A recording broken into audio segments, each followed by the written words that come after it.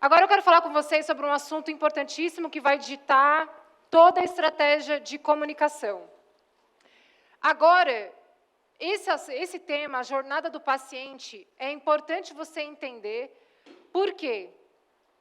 Se você está sofrendo com isso, você posta conteúdo e mesmo assim não converte, provavelmente o problema não é de algoritmo.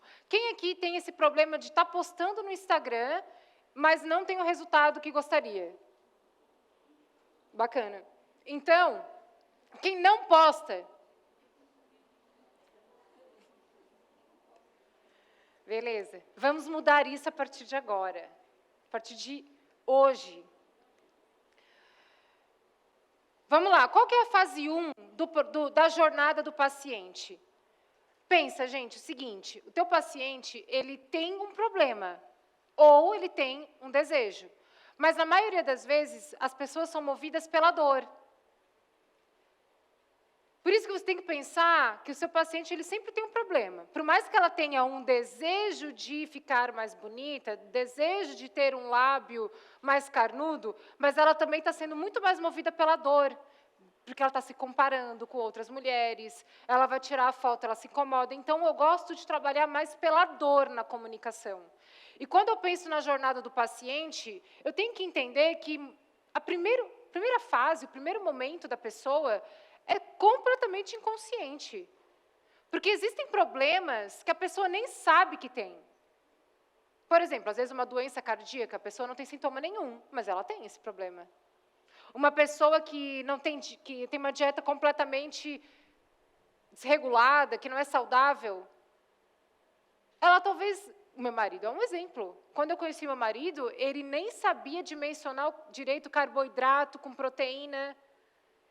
E aí ele foi também aprendendo isso comigo. Ou seja, ele estava completamente inconsciente do problema, porque ele nem sabia, mas ele tinha um problema.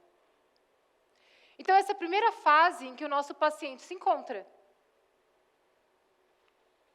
A segunda fase, ele está confuso. Agora, ele sente a dor, ele sabe que tem um problema, mas na internet tem tanto conteúdo, ou as pessoas ao redor dele falam tanta coisa sobre aquele tipo de problema, que ele está confuso. E aqui, eu me lembro que teve um pronto-socorro dentro da consultoria. Na consultoria, a gente tem esse momento semanal, em grupo, no Zoom, que nós tiramos dúvidas. E nesse pronto-socorro eu estava participando e teve uma aluna que eu acho que ela era psiquiatra. E ela falou assim, ela estava com dificuldade travada de produzir conteúdo. E ela falou, Karina, eu não sei se eu devo produzir esse tipo de conteúdo, porque as pessoas estão confundindo as coisas. O paciente chega para mim falando que ele tem esse tipo de problema, ou que ele deveria fazer X, Y, Z de tratamento, e não é nada disso. E ele está consumindo conteúdo na internet, ele não entende o caso dele. E aí eu falei para ela, mas isso é bom. A confusão faz com que o teu paciente queira buscar mais ajuda para esclarecer.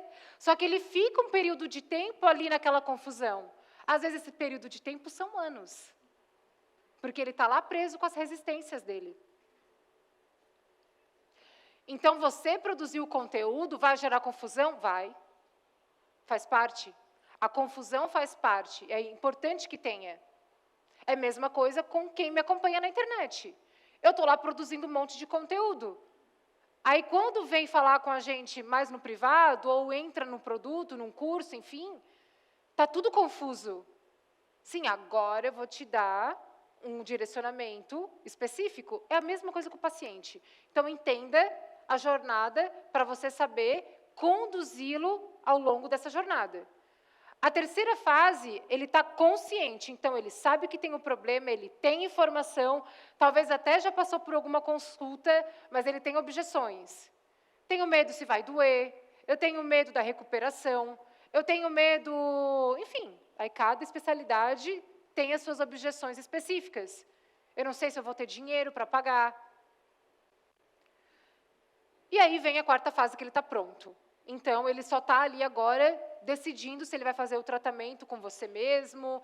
Enfim, ele já está pronto para fazer o tratamento. Então, são essas 4 fases É importantíssimo que você entenda isso de maneira segmentada, de uma maneira didática. É o óbvio, né? Eu sei que vocês sabem, mas nem sempre você está presente para que existem essas 4 etapas. Agora uma pergunta, em qual fase nós temos o maior número de pessoas? Qual fase? Qual que tu acha? Inconsciente? Quem acha que é inconsciente, levanta a mão. Alguém acha que é outra fase? A segunda fase, que ele está confuso? Bacana. Opa, volta. Aqui, nessa imagem da macieira, vai fazer vocês agora ter clareza, tá? Na parte de baixo da árvore é onde são as maçãs mais fáceis de a gente pegar. Então, eu vou ali embaixo da árvore, eu levanto a mão, eu pego aquela maçã. E vamos dizer que abaixo ali são as maçãs mais maduras, que você pega e você já come, ela está pronta para comer. Só que no meio, lá no topo, é onde tem muito mais maçã, só que elas não estão tão maduras assim, e muitas vezes você precisa de uma escada para ir lá, para alcançar. Então, gente, o que acontece? A primeira fase é onde a gente tem mais pessoas. Se você for aí agora na rua de São Paulo, eu tenho certeza absoluta que você vai encontrar milhões de pessoas que têm algum problema de saúde e elas nem sabem. Elas nem estão presentes para isso. Certamente são milhões aqui em São Paulo. Então, a primeira fase é onde a gente tem mais gente, é onde a gente tem mais público. Só que esse público está aqui. Esse público está difícil de acessar, esse público não está maduro. Então, é importante você sempre lembrar da árvore. Por quê? Como eu falei, a parte de baixo ela é mais fácil de pegar, o paciente já está decidido, só que ali é onde a maioria dos profissionais estão jogando o jogo. Está todo mundo ali embaixo da árvore pegando as maçãs que já estão maduras. Só que ali é o mar vermelho, galera. Ali só tem a galera que está pronta para comprar. A base da árvore são os pacientes que estão na última fase. Ele está pronto. É só você chegar assim, ó, olha, eu sou cardiologista, faz a tua consulta aqui. Clique aqui e agende agora. Só que daí o que está acontecendo lá na internet? Por não saber comunicar com todas as fases, está todo mundo... Opa, eu estou voltando. Está todo mundo disputando pela maçã mais baixa, porque ela é a mais fácil, porém que tem muita concorrência. E aí você entra no mar vermelho, você entra na briga por preço, você começa a ser comparado, aquela maçã ali, aquele paciente ali, ele está te comparando com outros, tem muita oferta para ele, tem muita gente tentando captar ele. Então é difícil de você se diferenciar ali, vai ser muito difícil, por melhor que você seja. Então, nós temos essa expressão do mar vermelho, porque existe um livro bem tradicional que fala de marketing, de vendas, que é o Oceano Azul, o nome do livro. E ele explica essa dinâmica do mercado. O que a gente tem qual é a nossa meta quando a gente vai abrir um negócio, quando a gente quer crescer? Eu quero estar no mar azul. Eu não quero estar no mar vermelho. E eu posso criar a minha demanda no mar azul. Então, qual é o erro mais comum lá na produção de conteúdo que faz com que você só fale com quem está ali, pronto, na última fase? Você só fala de procedimento. A fase 1 não vai nem olhar o teu conteúdo. Aquele cara que está inconsciente, ele não vai olhar o teu conteúdo porque o conteúdo está falando de técnica. Se eu tenho um problema no meu coração agora, eu não sei. Se parece um vídeo de um cardiologista falando de problema de coração, eu vou ignorar. Eu nem sei que eu tenho esse problema. Qual que é o outro erro? Só postar resultado, depoimento, antes e depois. Os casos de pacientes. É uma comunicação direcionada para quem está pronto. Ou, vamos dizer assim, para quem está na fase 3 e 4.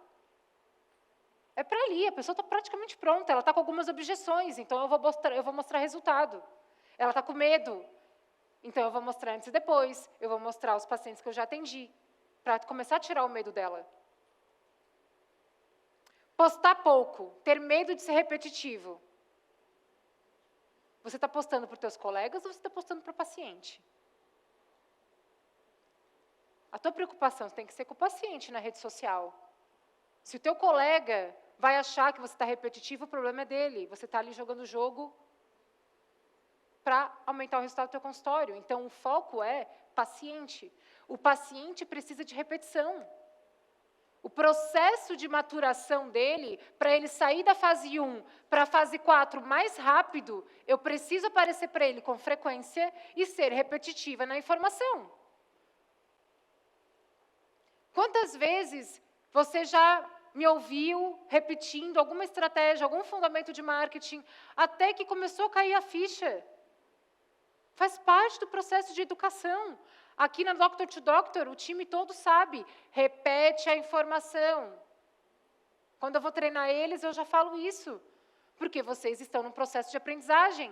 O paciente também. Postar pouco não vai ajudar a você atingir a demanda maior. O erro número 4, postar preocupando-se demais com colegas de profissão, é isso. Gente, é tão comum quando eu sento assim com vocês para conversar, às vezes de uma maneira mais informal, descontraída. A conversa é ir para um direcionamento onde a única preocupação, quando está se falando de Instagram, é dos colegas. É porque tem gente que faz assim, tem gente que faz assado. Porque eu não quero fazer assim assado, porque daí vai, o que vão pensar? Eu entendo que que tenha que ter uma preocupação com a sua credibilidade no mercado, e isso passa pela área, pelas pessoas e profissionais que atuam ali onde você também atua. Mas, assim, a maior, sei, só acho, né? A maior preocupação tinha que ser com o paciente. Ele é a parte mais fraca dessa equação. Por isso que quando a gente fala de posicionamento, e eu vou falar ainda hoje com vocês sobre isso, posicionamento, é você tomar posse dessa posição, caramba. Realiza a tua importância do teu trabalho. Inclusive, eu estava essa semana num jantar com alguns clientes de assessoria e eu falei, é muito mais difícil você ser profissional da saúde do que fazer marketing e gestão. A responsabilidade que isso envolve, atender alguém doente, gente, é pesado, é forte. É uma das carreiras mais sérias e importantes que existem. Então, tome posse disso. É porque para você já é tão rotineiro que às vezes até você mesmo não valoriza o quanto deveria. Então, pense sempre no paciente na produção de conteúdo. Não renovar constantemente a base. Se uma vez que você entende que o topo da macieira é o melhor lugar para você chegar, você precisa renovar a base. Ou seja, o que é renovação de base? Aumento de seguidores constante. Só aumentar seguidor é o que vai mudar o teu jogo? Não. Mas se você está ali sempre com o mesmo número, em média, aumenta muito pouco, significa que você está trabalhando muitas vezes a jornada, só que não tem gente nova chegando. Por isso que não aumenta o resultado também.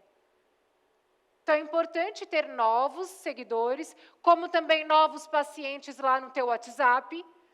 Então, uma base que é muito importante é o número de telefones que você tem no seu WhatsApp. Se esse número não aumenta, se isso não é um KPI, lembra do tático? Se essa não é uma meta que você tem, preciso aumentar mensalmente a minha base do WhatsApp e seguidores do Instagram. Você vai ter problema de resultado? Se você só atua na base da árvore, você sempre vai competir. Se você atua no topo, você vai construir a demanda. Então, se você começa a comunicar com aquelas pessoas que estão inconscientes do problema, significa que você está produzindo mais conteúdo, que você tem mais audiência, que você está produzindo um conteúdo mais simples mesmo, que é o famoso topo de funil. E lá você consegue se diferenciar, por quê? Uma das maneiras de você se diferenciar lá, e eu vou falar isso aqui um pouquinho mais para frente, mas eu já estou antecipando, é falar dos teus valores, quem é você. Quem é você? É isso que te diferencia da concorrência. Só que falar sobre você, quem é você e os teus valores, é uma comunicação que vai chamar a atenção de quem está inconsciente. A pessoa, às vezes, vai se conectar porque você, por exemplo, o doutor Fernando, ele corre... Quantos quilômetros, Fernando, que tu corre? É muitos quilômetros. Se vocês pensarem em alguns, é mais que isso. Então, às vezes, aquela pessoa que está inconsciente do problema dela vai conectar contigo por causa que tu compartilha um pouco dessa tua rotina. Opa, agora você pode levar ela agora ao longo da jornada, porque ela vai te acompanhar, só que no meio daquela comunicação você está falando da tua área, e aí, às vezes, caramba, eu acho que eu tenho esse problema. Então, ou seja, o que está acontecendo com o seguidor do Fernando está caminhando na jornada do paciente. Entendeu? Aqui está a distribuição ideal de conteúdo. 70% tem que estar comunicando com o inconsciente. 20% com os confusos. 10% com quem está pronto. Qual que é o problema se você não quer se posicionar como chato que só vende? É porque muitas vezes o teu conteúdo está aqui, está às vezes 50%, 70% de antes e depois, agenda consulta, campanha de venda. Aí você está tirando, entende que você está invertendo aqui?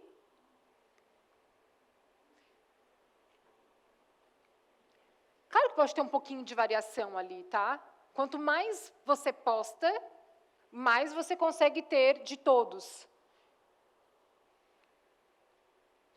Então, 70% do conteúdo você vai falar de dores, de desejos, uma linguagem extremamente simples, fazer analogias, gente.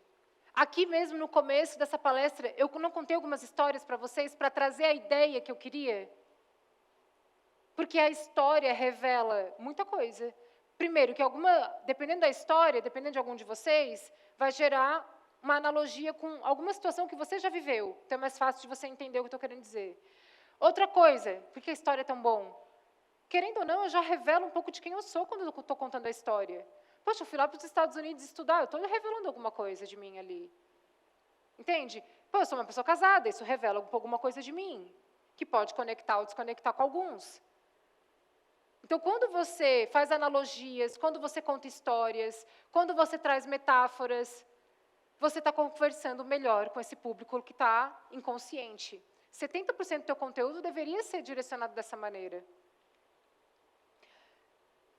Mais uma vez aqui, né? Histórias, que pode ser histórias tuas, pode ser histórias de pacientes, pode ser um filme, um livro. E você traz ali uma lição de moral. Por que você gostou daquele filme? Por que você gostou daquele livro? Isso, às vezes, vai chamar a atenção do público que está inconsciente e vai gerar uma conexão com você.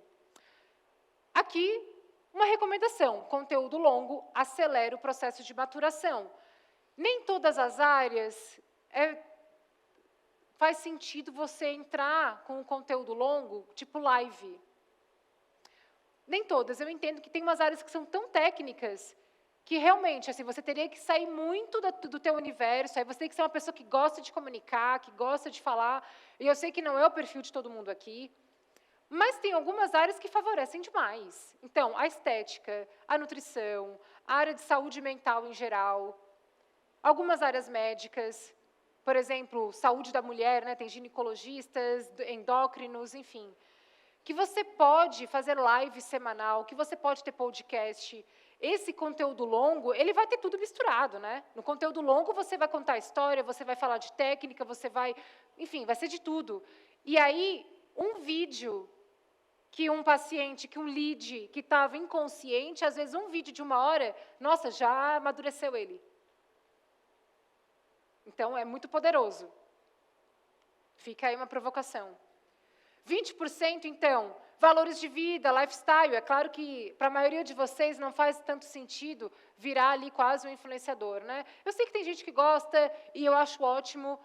Claro, com bom tom, né? Bom senso, ajuda. Mas, para quem não gosta, coloca pelo menos em 20%. Quem você é? É importante, o paciente compra você. ele não compra a tua técnica. Aqui vai entrar o conteúdo técnico, claro, então você vai ter que falar de tratamento, das técnicas, das tecnologias, enfim, do que você faz no seu consultório. Antes e depois. Né? Então, se você atua em alguma área que faz sentido ter o antes e depois, ou então um depoimento de cliente, você pode colocar. E 10% é chamada para ação. É o mínimo. Aquele conteúdo que você vai falar, clique, agende a consulta, ou que é uma campanha. Algumas áreas fazem bastante campanha. É 10%, é o mínimo. A menor parte do tempo você está vendendo de fato. Sabe, vocês já ouviram falar do vender sem vender? Então, o vender sem vender é todo o antes. É toda essa produção de conteúdo. Você está vendendo lá. Só que você está sendo interessante. Só que a hora que vende também é para vender, né, galera? Também não é para... É para vender. Eu vou vender para vocês aqui, vocês sabem disso. E a hora que eu vou vender. Só que eu vou gerar muito valor. Eu vou estar falando de várias coisas que eu sei que vocês querem. Mas a hora que eu vou sentar na cadeira para vender, eu vou vender e vocês têm que fazer o mesmo. A hora que o paciente senta na tua frente, você vai vender. Você sabe que ele precisa daquilo. Você sabe que você é a melhor pessoa para resolver o problema dele. Você não pode ter receio de vender. A gente vai falar sobre isso. Agora, quando a gente fala sobre não ter receio de vender, não significa que é para você virar agora um vendedor de Casas Bahia que fica vendendo o tempo todo. Né? E de maneira deselegante ainda. Então, o paciente ele não te escolhe porque você é o melhor. Ele não sabe identificar. Ele não tem essa visão.